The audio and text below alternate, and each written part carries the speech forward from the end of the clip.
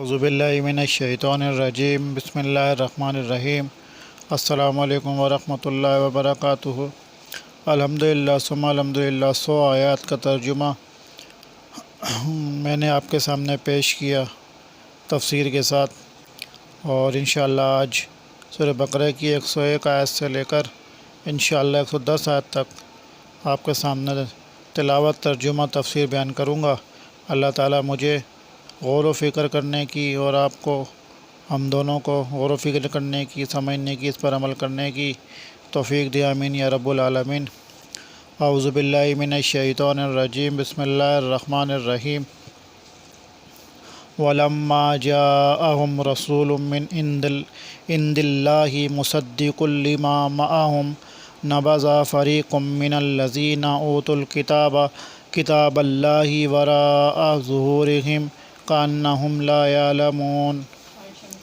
جب کبھی ان کے پاس اللہ کا کوئی رسول ان کی کتاب کی تصدیق کرنے والا آیا، ان اہل کتاب کے ایک فرقے نے اللہ کی کتاب کو اس طرح پیٹھ پیچھے ڈال دیا گویا جانتے ہی نہ تھے۔ اللہ تعالیٰ نبی صلی اللہ علیہ وآلہ وسلم سے خطاب کرتے ہوئے فرما رہا ہے کہ ہم نے آپ صلی اللہ علیہ وآلہ وسلم کو بہت سی آیات بینات عطا کی ہیں، جن کو دیکھ کر یہود کو بھی ایمان لے آنا چاہیے تھا۔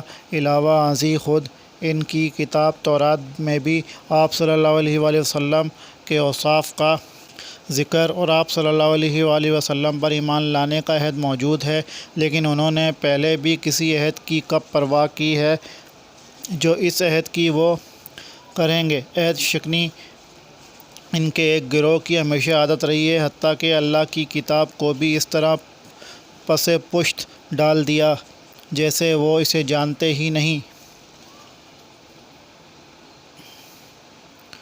وَاتَّبَعُوا مَا تَتْلُو الشَّيَاطِينُ عَلَىٰ مُلْكِ سُلَيْمَانَ وَمَا كَفَرَ سُلَيْمَانُ وَلَٰكِنَّ الشَّيَاطِينَ كَفَرُوا يُعَلِّمُونَ النَّاسَ السِّحْرَ وَمَا أُنزِلَ عَلَى الْمَلَكَيْنِ بِبَابِلَ، اور اس چیز کے پیچھے لگ گئے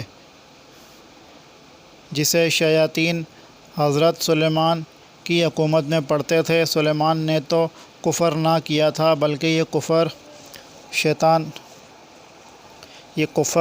شیطانوں کا تھا، اور لوگوں کو جادو سکھایا کرتے تھے، اور بابل میں ہاروت ماروت دو فرشتوں پر، یعنی ان یہودیوں نے اللہ کی کتاب اور اس کے عہد کی تو کوئی پرواہ نہیں کی، البتہ شیطان کے پیچھے لگ کر نہ صرف جادو ٹونے پر عمل کرتے رہے، بلکہ یہ دعویٰ کیا کہ حضرت سلیمان علیہ السلام بھی نعوذ باللہ اللہ کے پیغمبر نہیں تھے، بلکہ ایک جادوگر تھے، اور جادو کے زور سے ہی حکومت کرتے رہے۔ اللہ تعالیٰ نے فرمایا، حضرت سلیمان علیہ السلام جادو کا عمل نہیں کرتے تھے، کیونکہ عمل سحر تو کفر ہے۔ اس کفر کا ارتکاب حضرت سلیمان علیہ السلام کیوں کر سکتے تھے؟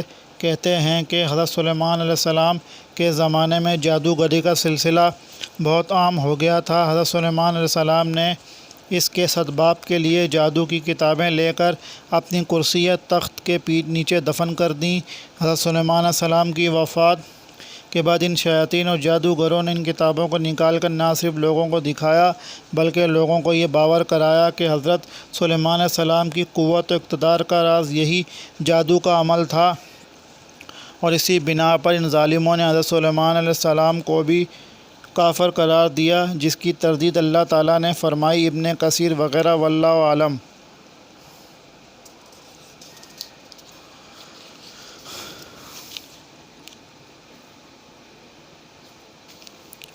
ہاروت و ماروت وما يعلمان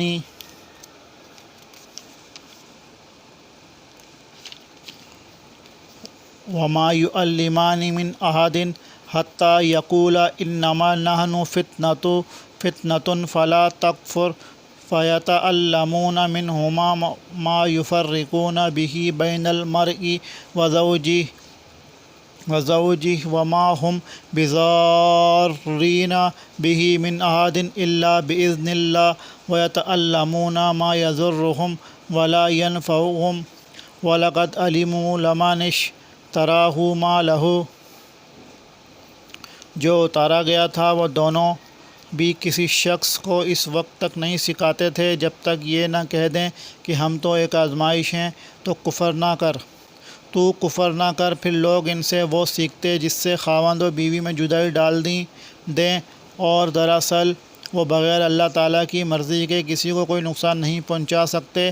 یہ لوگ وہ سیکھتے ہیں جو انہیں نقصان پہنچائے اور نفع نہ پہنچا سکے۔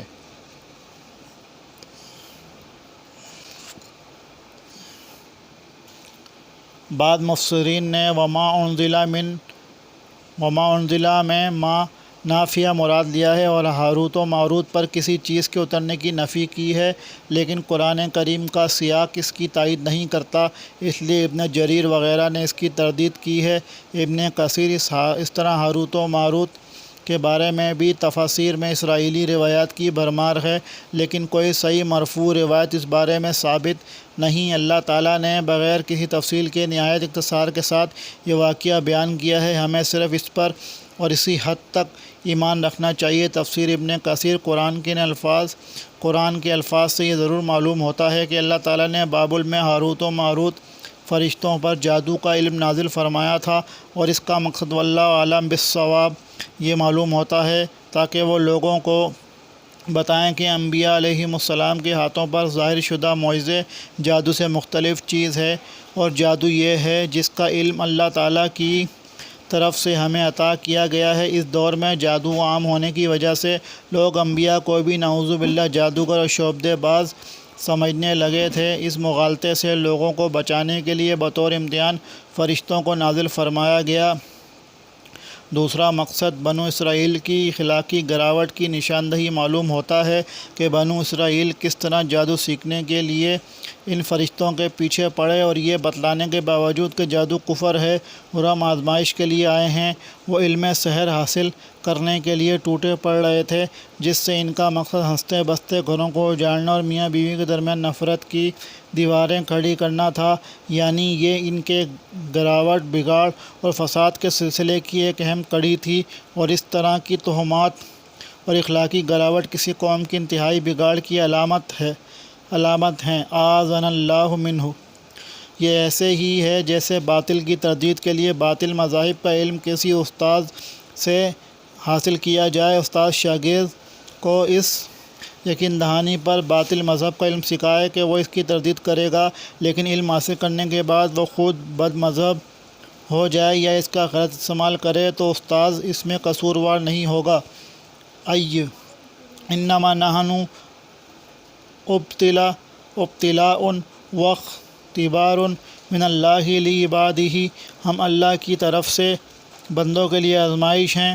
فتح القدیر، یہ جادو بھی اس وقت تک کسی کو نقصان نہیں پہنچا سکتا جب تک اللہ کی مشیت اور اس کا اذن نہ ہو، اس لیے اس کے سیکھنے کا فائدہ بھی کیا ہے؟ یہی وجہ ہے کہ اسلام نے جادو کے سیکھنے اور اس پر عمل کرنے کو کفر قرار دیا ہے۔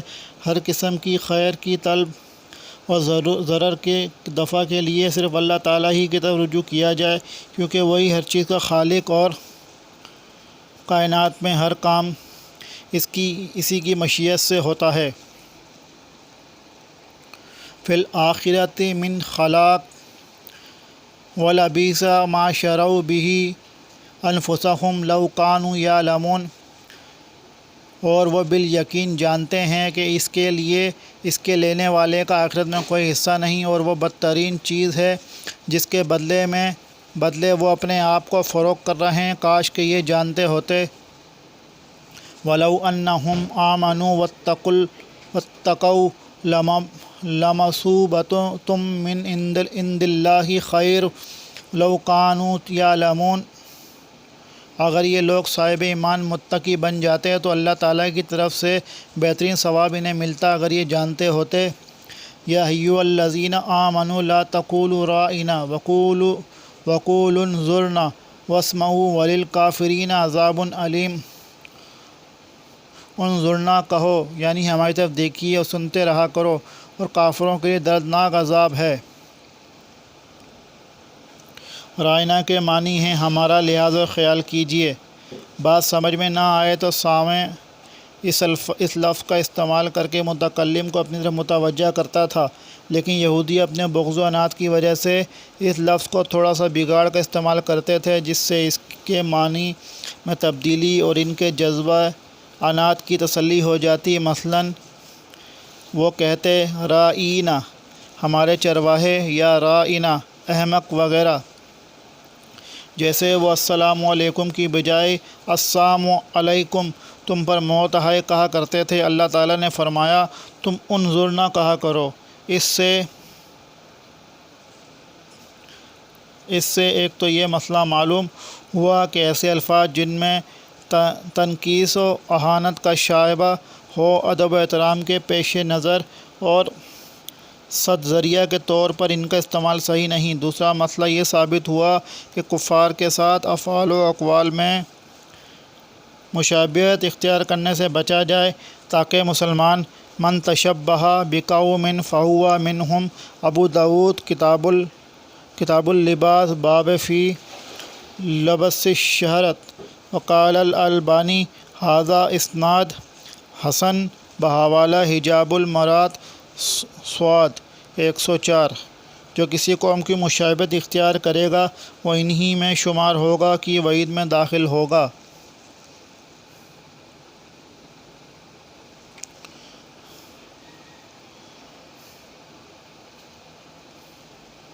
ما یود الذین کفروا من اہل الکتاب ولا المشرکین ان ینزل علیکم من خیر من ربکم واللہ یختص برحمتہ من یشاء واللہ ذو الفضل العظیم۔ تمہارے رب کی کوئی بھلائی نازل ہو، ان کے اس حسد سے کیا ہوا؟ اللہ تعالیٰ جسے چاہے اپنی رحمت خصوصیت سے عطا فرمائے، اللہ تعالیٰ بڑے فضل والا ہے۔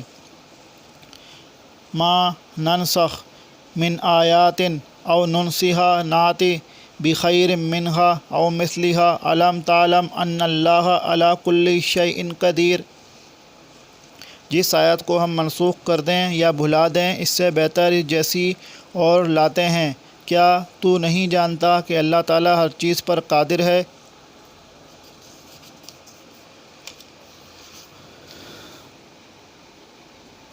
الم تعلم ان اللہ لہ ملک السماوات والارض وما لکم من دون اللہ من ولی ولا نصیر۔ کیا تجھے علم نہیں کہ زمین و آسمان کا مالک، زمین و آسمان کا ملک اللہ ہی کے لیے ہے، اور اللہ کے سوا تمہارا کوئی ولی اور مددگار نہیں۔ نسخ کے لغوی معنی تو نقل کرنے کے ہیں، لیکن شرعی اصطلاح میں ایک حکم کو بدل کر دوسرا حکم نازل کرنے کے ہیں۔ یہ نسخ اللہ تعالیٰ کی طرف سے ہوا ہے۔ جیسے آدم علیہ السلام کے زمانے میں سگے بہن بھائیوں کا آپس میں نکاح جائز تھا، بعد میں اسے حرام کر دیا گیا وغیرہ، اسی طرح قرآن میں بھی اللہ تعالیٰ نے بعض احکام منسوخ فرمائے اور ان کی جگہ نیا حکم نازل فرمایا۔ ان کی تعداد میں اختلاف ہے۔ شاہ ولی اللہ نے الفوز الکبیر میں ان کی تعداد صرف 5 بیان کی ہے۔ یہ نسخ 3 قسم کا ہے۔ ایک تو متعلقاً نسخ یعنی حکم، یعنی ایک کو بدل کر دوسرا حکم نازل کر دیا گیا۔ دوسرا ہے نسخ محل تلاوہ، یعنی پہلے حکم کے الفاظ قرآن مجید میں موجود رکھے گئے ہیں، ان کی تلاوت ہوتی ہے، لیکن دوسرا حکم بھی جو بعد میں نازل کیا گیا قرآن میں موجود ہے، یعنی ناسخ اور منسوخ دونوں آیات موجود ہیں۔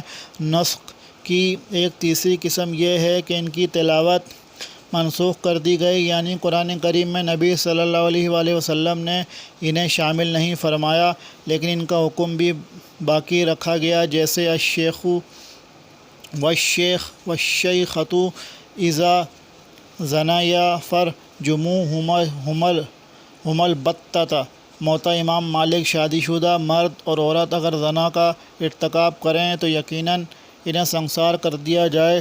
اس آیت میں نسخ کی پہلی دو قسموں کا بیان ہے۔ ما ننسخ من آیتن میں دوسری قسم، اور او ننسیہا میں پہلی قسم۔ ننسیہا ہم بلوا دیتے ہیں کا مطلب ہے کہ اس کا حکم اور تلاوت دونوں اٹھا لیتے ہیں، گویا کہ ہم نے اسے بھلا دیا اور نیا حکم نازل کر دیا، یا نبی صلی اللہ علیہ وسلم کے قلب سے ہی ہم نے اسے مٹا دیا اور اسے نسیاً منسیہ کر دیا گیا۔ یہودی تورات کو قابل نسخ قرار دیتے تھے، اور قرآن پر بھی انہوں نے بعض احکام کے منسوخ ہونے کی وجہ سے اعتراض کیا۔ اللہ تعالیٰ نے ان کی تردید فرمائی اور کہا کہ زمین و آسمان کی بادشاہی اسی کے ہاتھ میں ہے، وہ جو مناسب سمجھے کرے، جس وقت جو حکم اس کی مصلحت و حکمت کے مطابق ہو اسے نافذ کرے، اور جسے چاہے منسوخ کر دے۔ یہ اس کی قدرت ہی کا ایک مظاہرہ ہے۔ بعض قدیم گمراہوں مثلاً ابو مسلم اصفہانی معتزلی اور آج کل کے بھی بعض متجددین نے یہودیوں کی طرح قرآن میں نسخ ماننے سے انکار کیا ہے، لیکن صحیح بات وہی ہے جو مذکورہ سطروں میں بیان کی گئی ہے۔ سلف صالحین کا عقیدہ بھی اثبات نسخ ہی رہا ہے۔